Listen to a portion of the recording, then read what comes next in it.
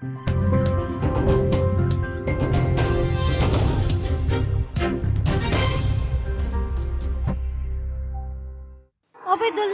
नगर में ट्रेन रोको अभियान की मुहिम दिन प्रतिदिन तेज होती जा रही है।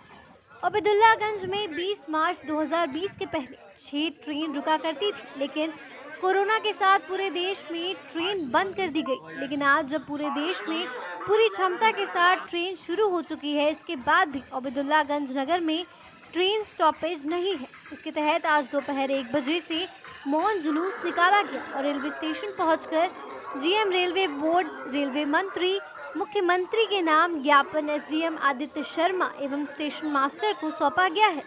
बता दें कि मौन जुलूस में सैकड़ों की संख्या में लोगों ने भाग लिया।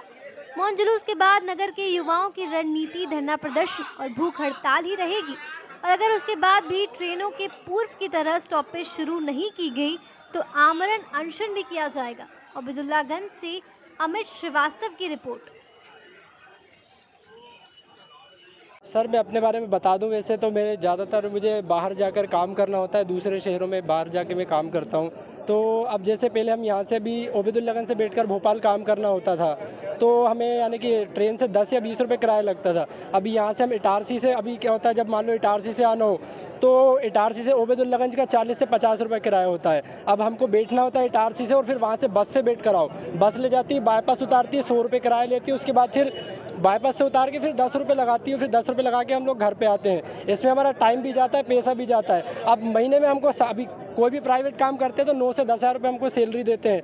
अब 9 से 10 हज़ार रुपये सैलरी मिलने के बाद अभी उसके बाद गवर्नमेंट का एक और नया रूल आया है कि आप जब बैंक में पैसा डालेंगे तो आपका महीने में 40 ट्रांजेक्शन होंगे, आपको पैसे डालने पर भी पैसा लगेगा और निकालने पर भी पैसा लगेगा। अब जब मैं सैलरी बेस पर काम करता हूँ तो मुझे अकाउंट में पैसा आएगा। अब मेरा पहला तो किराया चला गया, उसके बाद फिर बैंक में से जो पैसा निकलेगा वहाँ पर भी मेरा पैसा कटेगा। तो अब आप बताइए, इतने महंगाई के ज़माने में सिलेंडर 1200 का कर दिया तो मैं कैसे गुजारा करूँगा। एक तो ट्रेवल में मेरा पैसा चला जाता है, उसके बाद मेरा जो ट्रांजैक्शन होता है वहाँ पर भी मेरा पैसा लगता है। तो इससे मुझे बहुत ज़्यादा, यानी कि मैं बहुत ज़्यादा पीड़ित हूँ मैं इस चीज़ से। अभी पिछले महीने की बात है कि मैं अपनी मम्मी को लेकर, मैंने अपनी मम्मी को दुर्ग भेजा था मैंने।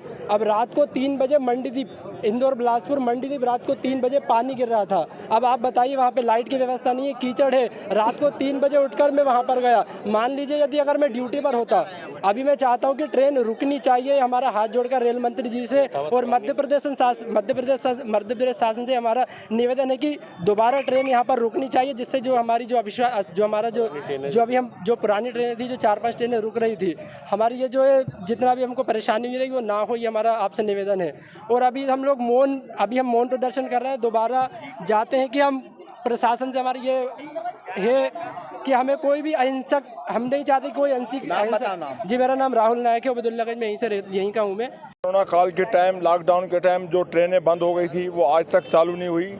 हमारे आसपास के सभी स्टेशनों पे ट्रेनें चालू हो चुकी हैं, जिसका ओबेदुल्लागंज के साथ बहुत ज़्यादा सौतेला व्यवहार किया जा रहा है। और जो व्यक्ति 10,000 रुपये की नौकरी करने Bhopal daily up down Abdullaganj करता था, वो 150 रुपये में अपना गुजारा करके आ जाता था। आज वो 2500 रुपये में गुजारा करता है और डेली अप डाउन करके अपना रोजी रोटी कमा रहा है। उसके ऊपर बहुत भारी बोझ पड़ रहा है, व्यापारियों के ऊपर भारी बोझ पड़ रहा है, आम जनता के ऊपर पड़ रहा है, मजदूरों के ऊपर पड़ रहा है, जिसके लिए हमारा आज जो है मौन जुलूस निकाल के ओबेदुल्लागंज में सारी ट्रेनें वापस रोकने की मांग कर रहे हैं। और हम आदरणीय श्रीमान रेल मंत्री जी से ये निवेदन करते हैं कि हमें, हमारा हक है ओबेदुल्लागंज को ट्रेनें का, और वो हमें मिलना चाहिए, तत्काल से मिले। धन्यवाद। जय हिंद, जय भारत।